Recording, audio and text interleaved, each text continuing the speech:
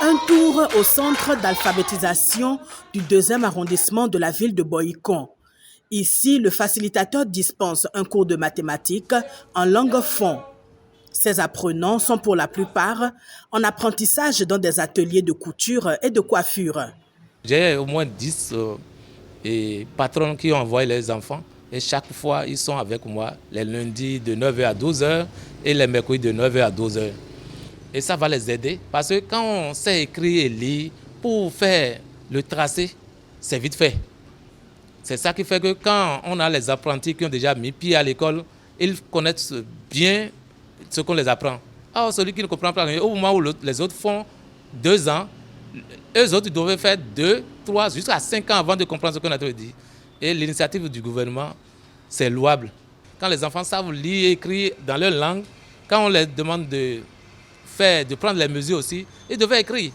Parce qu'en matière d'apprentissage aussi, on apprend. Il y a le français, mathématiques et physique.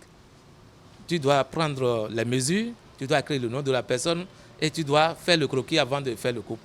L'éducation multilingue basée sur la promotion des langues maternelles revêt donc ici toute son importance. Plusieurs études actuellement ont montré que lorsqu'une salle de classe est multilingue, là, ça facilite le travail. L'enseignant évolue bien, les élèves se font comprendre assez aisément. L'enseignant dans une salle de classe doit savoir que le multilinguisme est un atout pour le processus d'apprentissage. Et tout enseignant doit pouvoir tenir compte de cette diversité linguistique dans sa classe pour pouvoir avancer. Mais voilà qu'on a empêché l'apprenant de s'exprimer dans sa langue. Du coup, ça crée vraiment un véritable blocage. Et je pense que le thème est très bien choisi pour que nous puissions aller de l'avant, puisqu'on puisse profiter des vertus du multilinguisme.